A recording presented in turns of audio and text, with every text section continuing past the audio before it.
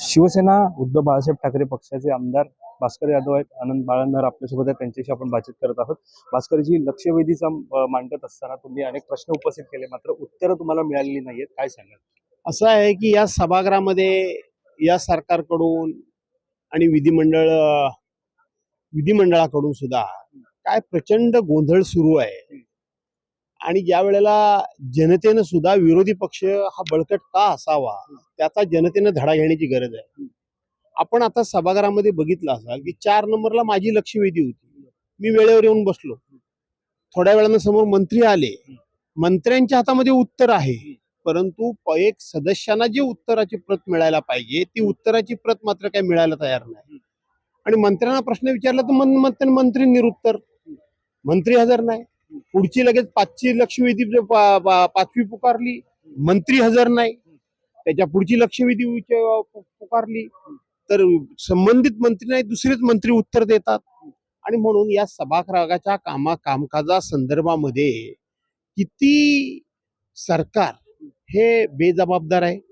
सरकारला त्या कामकाजाशी काही देणं घेणं नाही.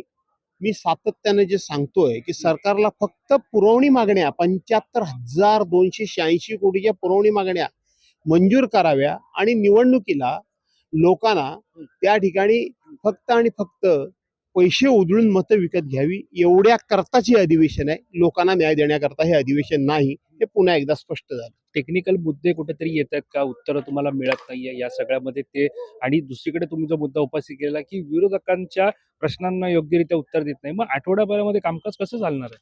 असं आहे की टेक्निकल मुद्दे उपस्थित करण्यापेक्षा आता असं वाटायला लागलेलं आहे की ज्यांच्या हातामध्ये हे अधिवेशन चालवणं किंवा जनतेला न्याय देणं किंवा सदस्यांच्या प्रश्नांना न्याय देणं हे अधिकार आहे, त्या अधिकारांची त्यांना जाणीव झाली की नाही की फक्त सरकार काय म्हणेल त्याच्याबरोबर फरफटत जावं.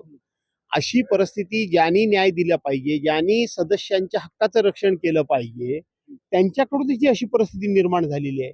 त्यामुळं सदस्यांच्या प्रश्नांना किंवा लोकांच्या कामांना न्याय मिळणार कसा? अनेक आमदार आहेत ज्यांना अजूनही प्रश्न मांडता येत नाहीये, अशी त्यांची खंत आहे. काय सांगाल याबाबत? नाही, खंत काय, मी सांगितलं ना की सभागृहाच्या कामकाजामध्ये किंवा सभागृहाचं कामकाज करावं आणि गांभीर्यानं करावं याबाबत सरकार आणि विधिमंडळ देखील गांभीर्य नाही. सर, एक वेगळा प्रश्न आहे. आपण पाहतो या ठिकाणी पासेस जे ते वितरण केलं जातं, मात्र काही आमदार आहेत, मंत्री आहेत, त्यांची नावं येत आहेत. अध्यक्ष असतील, सभापती यांनी आदेश घालून दिलेले आहेत की अशा प्रकारे प्रवेश दिला जाऊ नये, मात्र तरीही विदाऊट पासेस अनेकांनी प्रवेश केलेला आहे, ज्याच्यामध्ये आमदार आणि मंत्र्यांची नावं येतात. कसं पाहता या ठिकाणी सुरक्षेचा प्रश्न निर्माण झालेला? मला वाटत नाही की जर खरोखर गांभीर्यानं जर तुम्ही म्हणता तसं अध्यक्ष आणि सभापतींनी जर आदेश दिले असतील सुरक्षा व्यवस्थेला की ज्यांच्या हातामध्ये पास नाही त्यांना कोणाबरोबरही आत सोडायचं नाही, तर ते सोडणार नाहीत. आदेश देऊन आतल्या हातानं सांगितलेलं नाही ना की ठराविक लोकांच्याकडे दुर्लक्ष करा, तिथं मग सुरक्षा व्यवस्था हतबल होते. त्यामुळं आदेश देणं आणि ते आदेश त्या अंमलबजावणी झालीच पाहिजे याच्याकरता आग्रही राहण्याचा फरक आहे.